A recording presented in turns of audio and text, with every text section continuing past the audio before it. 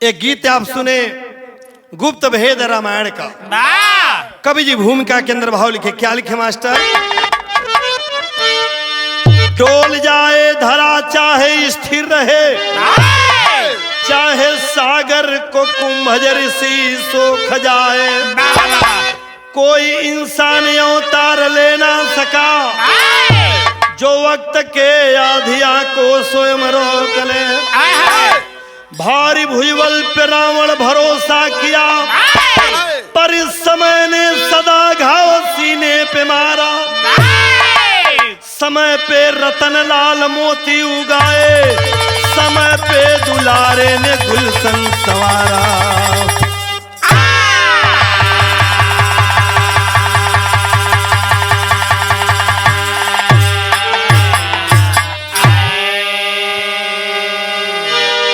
ए भैया समय बड़ा बलवान होले, समय केहू को छोड़लस ना। तो एक लाइन गजल के अंदर भाव लिखल गेले। कौन गजल है मास्टर? और उसने बड़े अंदाज से लहरा के दुपट्टा,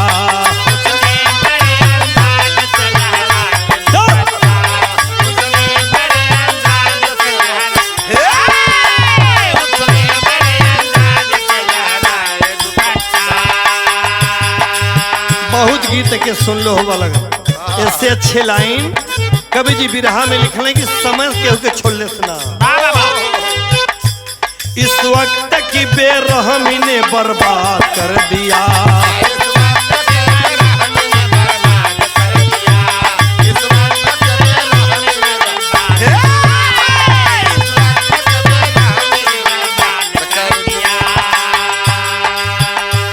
इस वक्त की बेरहमी ने बर्बाद कर दिया।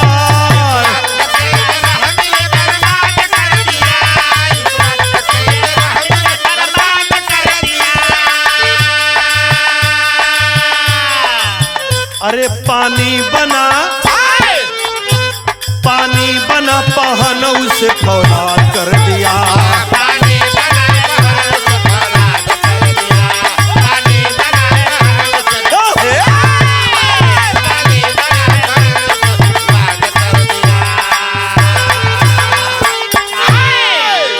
वक्त केहू के छोड़लस ना। इस शहर के अंदर कवि जी भाव लिखे, क्या लिखे?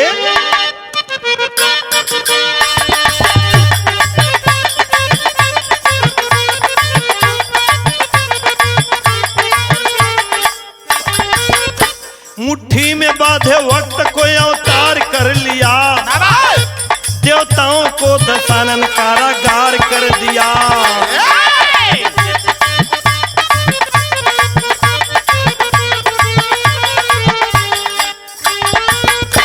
भगवान मृत्युंजय ने मृत्युंजय यज्ञ कराए, सुरवंश सीता को तब है रावण ने चुराए।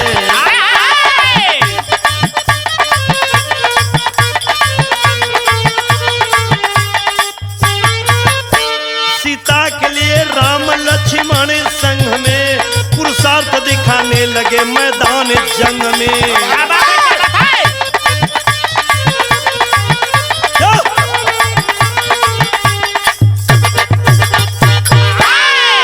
एक समय रहल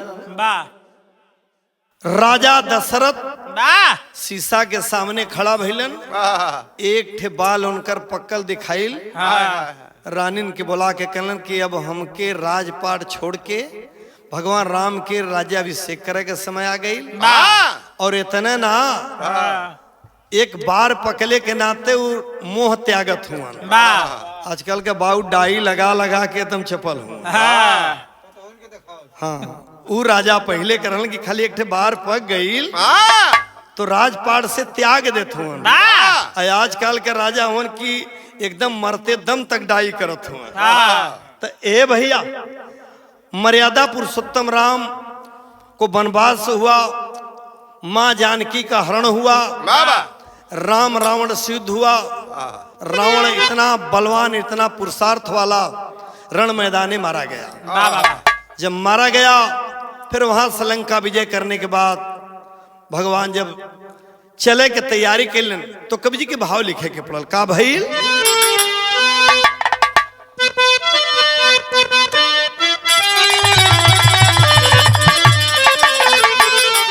यह गीत है कौन गीत मास्टर? आगी लहकल तयोरी लह काई देहला सावन हो सावन सावन कह के आगहन बिताई देहला सावन सावन कह के आगहन बिताई देहला सावन सावन कह के आगहन बिताई देहला। रावण मृत्यु सैया पे पड़ा हुआ है, मृत्यु सैया पे है। युद्ध के दरमियान मर्यादा पुरुषोत्तम राम कहते हैं लक्ष्मण जी जाइए, सबसे बड़ा ज्ञाता रण मैदान में पड़ा हुआ है, हम उकरे मुकाबले कहीं ना रहली, जाइए उनसे कुछ ज्ञान ले लीजिए। जब पहुंचलन उस समय रावण कहलस का कहलस?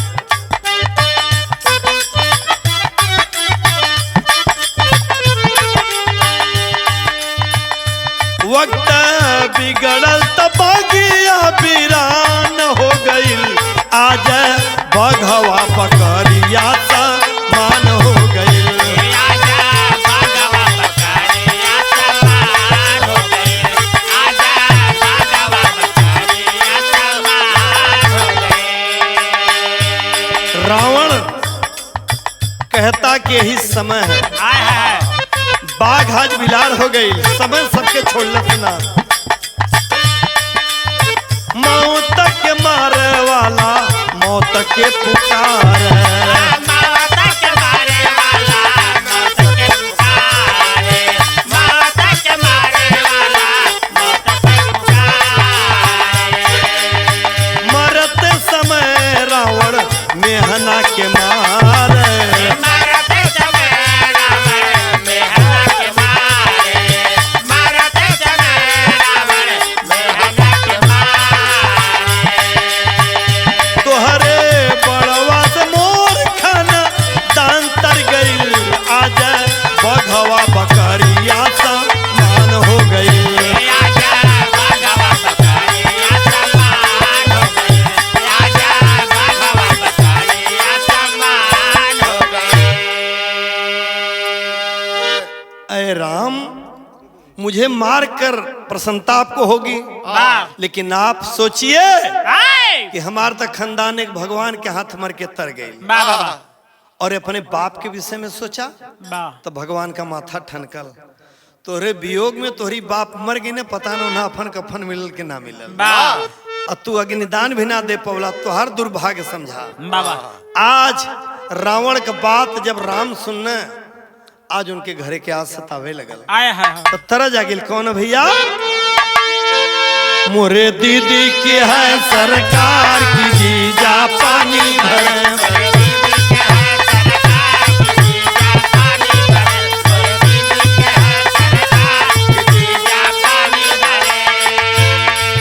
रावण कह रहा राम से कहे रावण सुना सरकार कमाई कैसन भइल।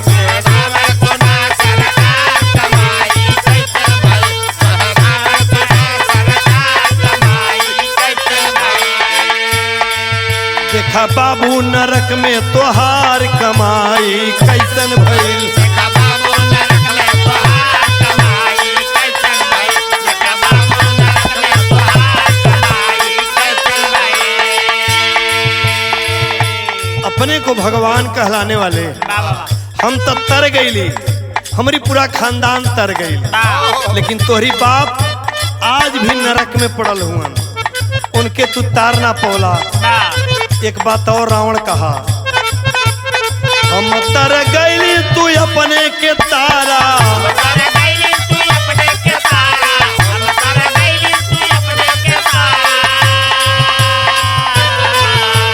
देखा नरक के खुलल बा केवाड़ा।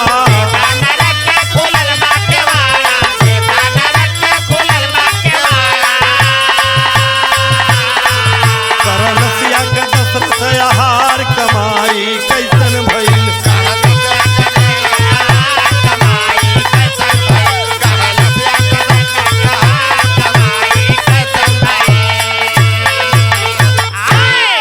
पता न तोहरी बाप ऐसन कौन कर्म कमाई कैलन कि उनके नरक हो गई, लाश का आहार करत हुअन। भगवान के बड़ी ठेस लगल, बड़ी कष्ट भइल। जब कष्ट भइल तो तरज आ गइल।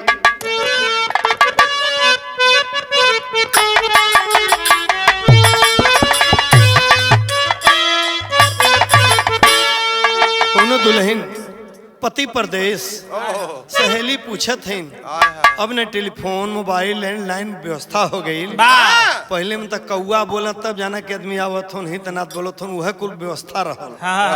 लेकिन एक सहेली दूसरे सहेली से बतियावत है, का बतियोले?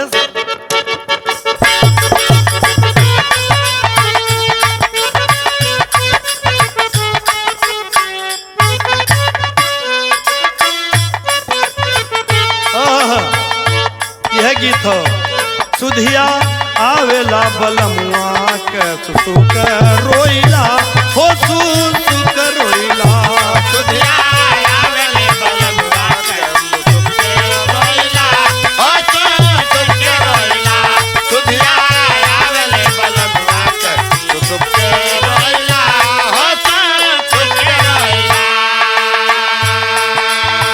लेकिन जब रावण का मेहना सुनल, रावण तो दुनिया छोड़ के चला गया। क्या कह रहे हैं? मेहना सुन के श्री राम के फाटेला छतिया हो, फाटेला छतिया। सुन के श्री राम के फाटेला छतिया हो, फाटेला छतिया। सुन के श्री राम के फाटेला छतिया हो, फाटेला छतिया। मेहना सुन के भगवान कलेजा फटल गल। लेकिन देख राम राजा दशरथ दानो बन के घूमल। देखा राम राजा दशरथ दानो बन के घूमल। देखा राम राजा दशरथ दानो बन के घूमल। पूछा जाके पजरे उनसे पतिया न सुनल। पूछा जाके पजरे उनसे बतिया न सुनल। पूछा जाके पजरे उनसे बतिया न सुनल।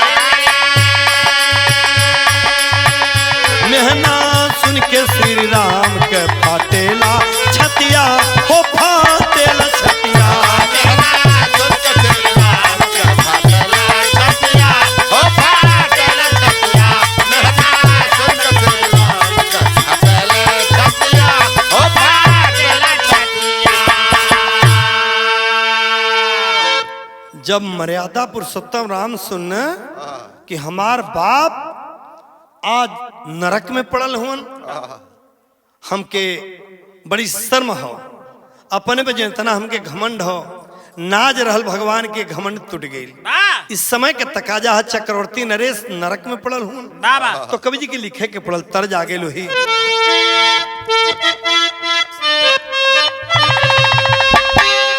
यही गीत हमारी मास्टर बजावत हुन। आगे लागो सैया तोहर नौकरिया, गोटी गुलाबी तारा सवाला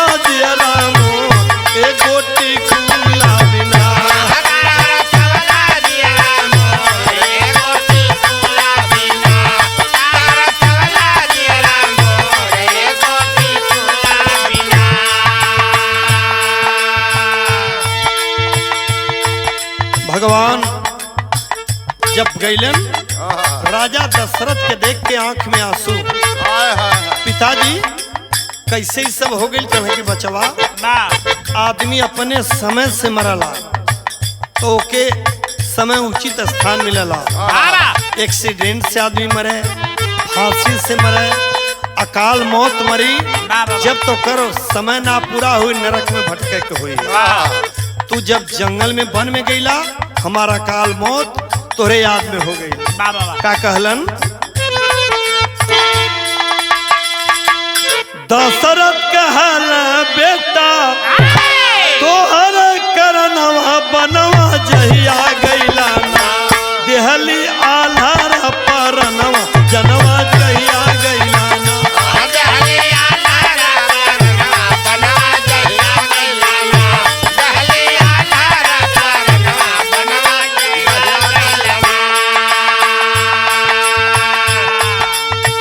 समय से पहले परनवा गवा के समय से पहले परनवा गवा के समय से पहले परनवा गवा के पड़ गइल बेटा हम नरकव में आए के। पड़ गइल बेटा हम नरकव में आए के पड़ गइल बेटा हम नरकव में आए के। भटकिल भूत बन के नरक दरमियानवा बेटा जहिया गइला ना बेटा जहिया गइला ना बढ़ल विधि के विधनवा बेटा जहिया गइला ना। बानर विधि का विधनवा बेटा जहिया गइला ना बानर विधि का विधनवा बेटा जहिया गइला ना। विधि का विधान है बेटा, समय से पहले मौत अगर बुला लहलस तो जब तक ओकर पूरा ना होई तब तक हमके भटके के हो। तो कवि जी भाव टेरी के अंदर लिखलन का लिखलन अय भैया राजा रंग अंक में मैं के आपन पावे समैया कुल करावे हिरवा। तो कवि जी शहर के अंदर भाव लिखलन का लिखलन राजा दशरथ में बदलावे आने लगा है, मोहब्बत भरा भाव छाने लगा है, रघुबर को छाती लगाने लगे हैं, उद्गार विधि का बताने लगे हैं।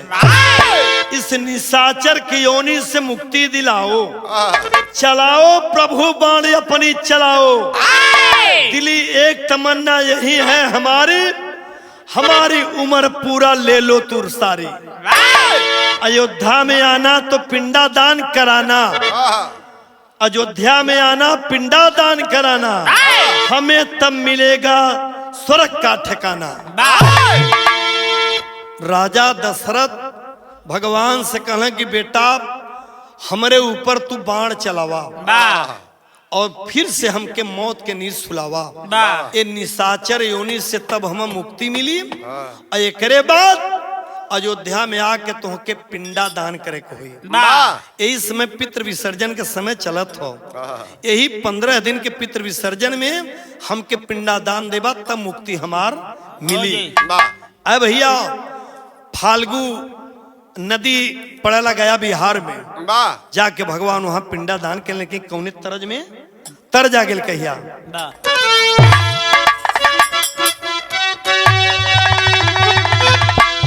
यह गीत मोरे नैहर में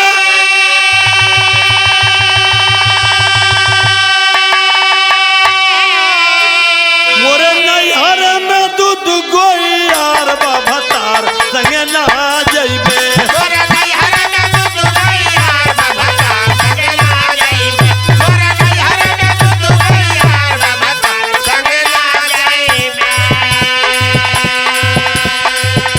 राजा दशरथ के आत्मा बोल रही है कि अगर हमके नरक से मुक्ति चाहत हवा तो हमारे ऊपर बाढ़ तो होके मारे के हुई। का कहलन रघुबर मारल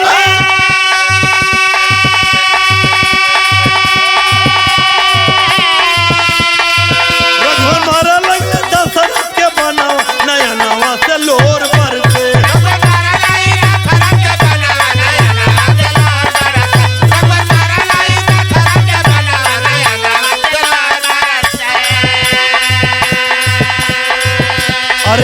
भ शरीर प्रेत गईल पराई।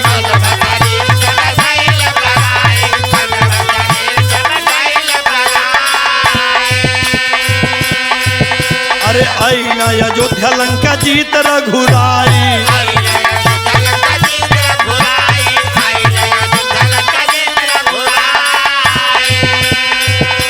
अरे तो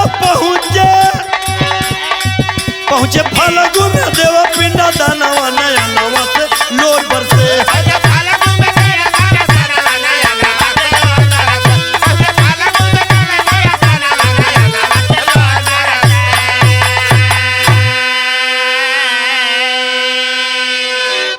फाल्गु गया में पिंडादान भगवान देने के लिए पहुंच गए। जब अपने बाप के पिंडादान राजा दशरथ के दे भगवान राम पहुंचल तो का कैलन तरज आ गेल।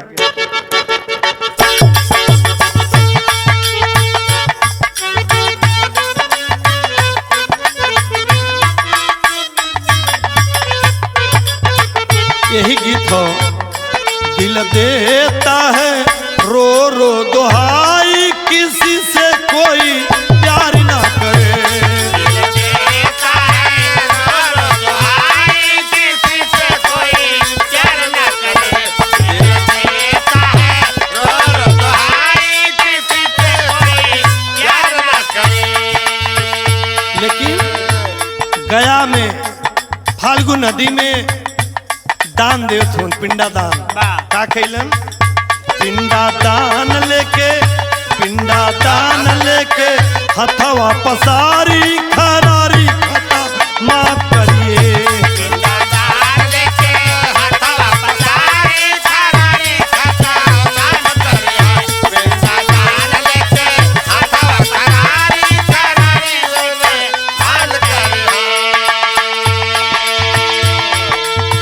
दशरथ जी दे देहल राम के उमरिया। दशरथ जी देहले राम के उमरिया। दशरथ जी देहले राम के उमरिया। मिली गईल मोक्ष अइला स्वर्ग की नगरिया। मिल गइल मोक्ष अइले स्वर्ग की नगरिया।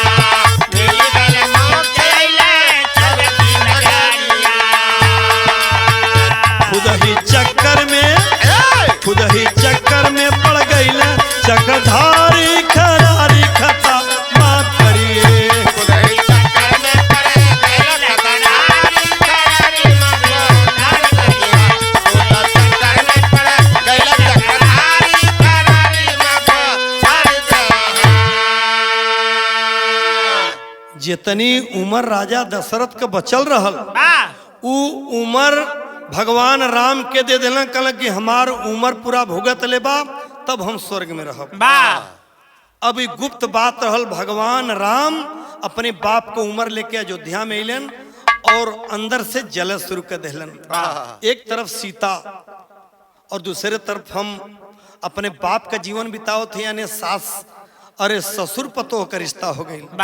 भगवान अंदर अंदर जलत हो। तो कवि जी के लिखे के पहपट में का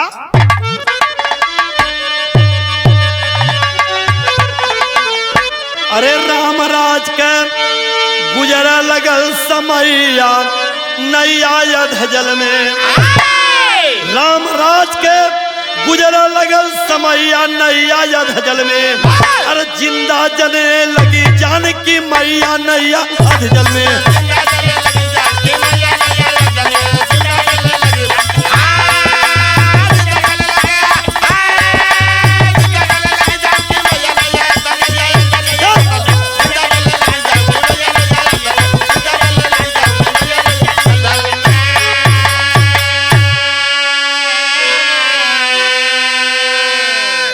निर्धारित समय पर रघुवर आपन राज समार हो।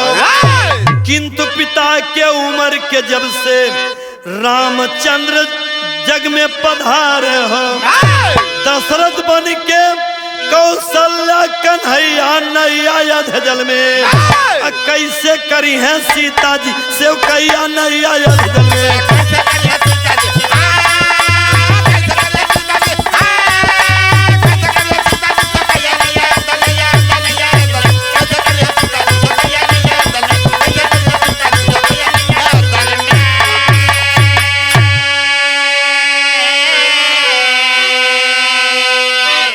जितनी राजा दशरथ के उम्र रहल उतने उम्र तक सीता के छुए के ना बा। और भैल का बाबूजी आल्हा केंद्र के बजी लिखे के पड़ल का राम भैल दशरथ लेके पिता के उमरिया रुअल की सीता स्वामी ससुर जी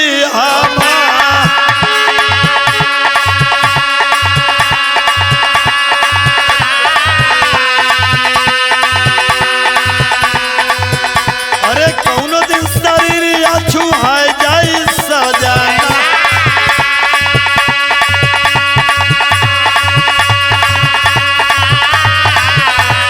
वही दिन सती तो सारा हो जाई बेकार।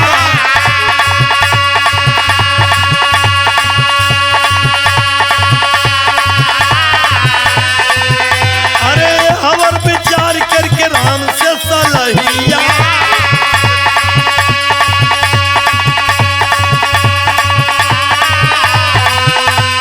मन में वाल्मीकि द्वारा अइली गुलाना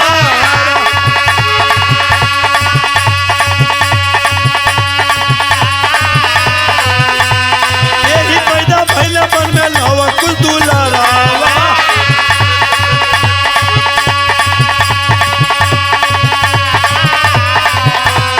ये हमारा यशो में कराए करतारा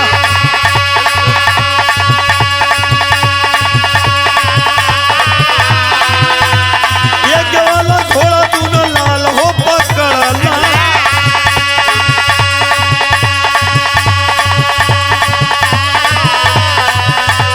अयोध्या के वीर बाधे दोनों कुमार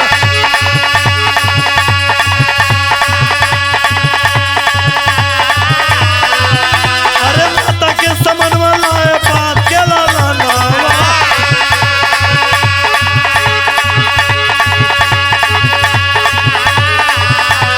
पति पहचान गई सीता सुकुमार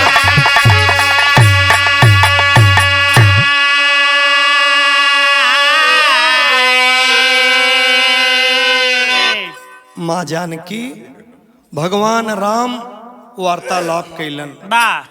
माँ जानकी कहली कि कभी अगर तुहार शरीर छुआ गई तो हमार सतीत्व बेकार हो जाए एकरे खातिर एक षड्यंत्र रचल गई।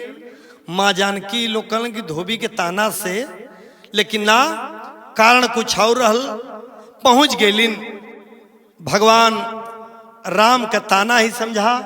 जब यहाँ से गईलिन वाल्मीकि के दरवाजे पे वहां पे लौ कुश पैदा भइलन यज्ञ करावल गेल। यज्ञ में बात के घोड़ा दू लड़का बीरन के पकड़लन माँ जानकी के सामने जब ले गेलन माँ जानकी देखलन भगवान के तो कैलिन का अंतिम लाइन में अरे छोड़ा घोड़ा राम के छोड़ाई जानकी अपने धरती में भवनिया समाई जानकी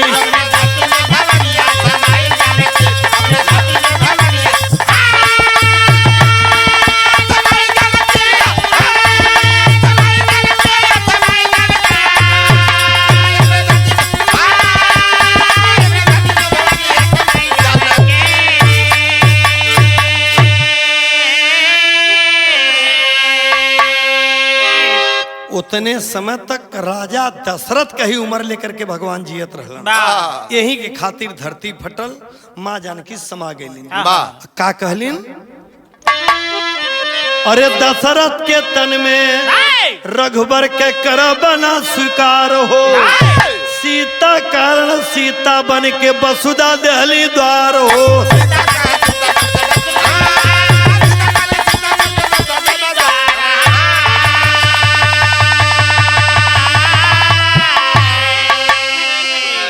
प्यार में पतिव्रता का पनिया बचाई जानकी अपने धरती में भवनिया समाई जानकी।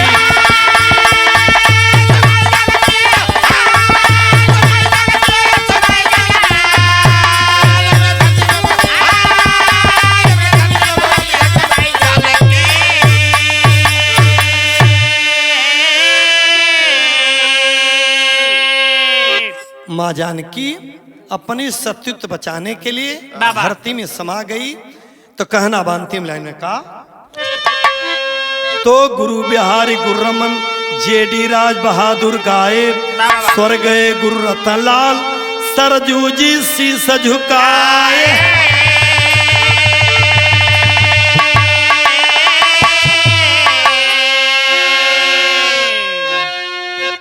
समैया कुल कराए हिरवा,